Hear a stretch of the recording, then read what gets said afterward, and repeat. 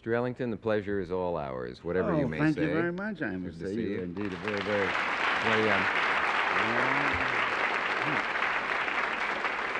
gracious host. Yes. I know this is just another tribute after the president's birthday party. This is really a climax to that. Yes, it is. Being here. Well, not yet. I didn't give you your 4 kisses yet. That's right. You startled the president by giving him 4 kisses. Well, no, I mean, I just didn't want him to feel left out because all my friends, had come along. I'd given them 4 kisses each, and he was beginning to sulk a little bit, so I gave him 4 kisses, and he says, "Oh, I'm a member now." And so I said, "Yeah." So I just said, "Oh, 1, 2, 3, 4.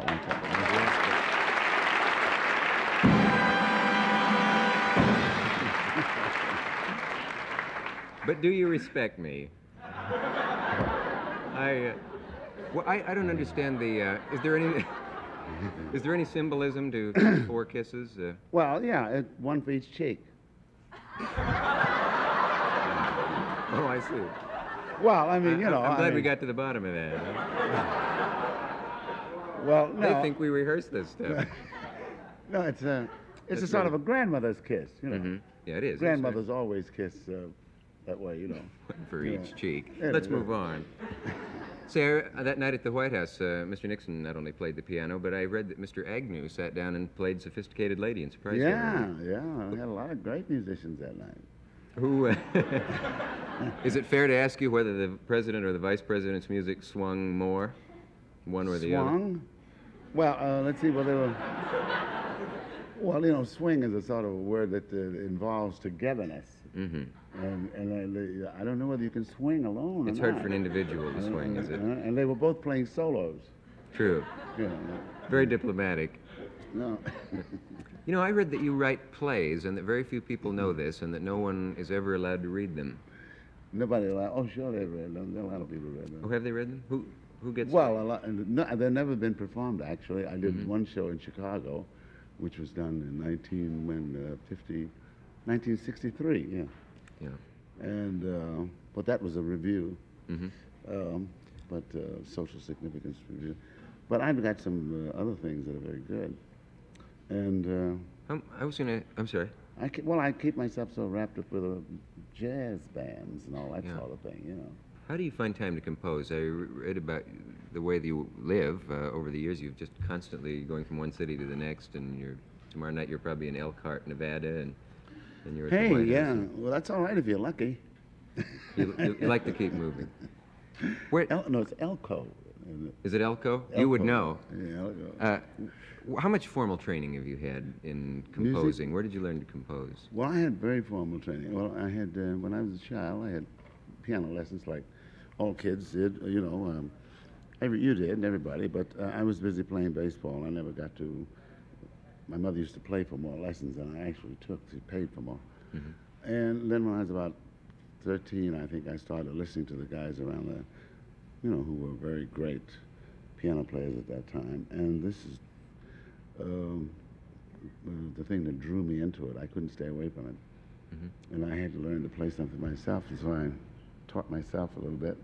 And I built up a local reputation in Washington to the point where I had to do some studying to protect my reputation.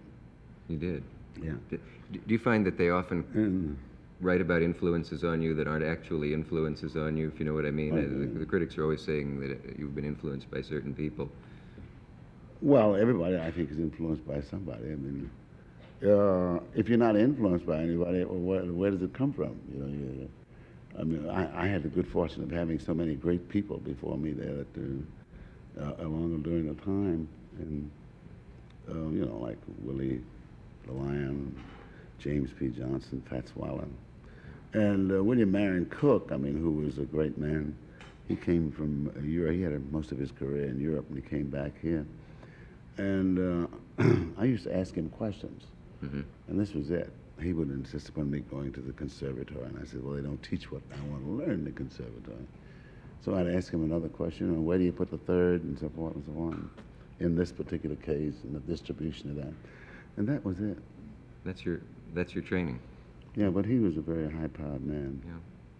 Your father was, I believe, was it part-time butler at the White House some Well, years my back? father was in a Harlem? caterer, and there was a group of caterers around there, and they used to do all of the society work in Washington. And it meant that no matter who got the gig, I mean, the same cats always worked.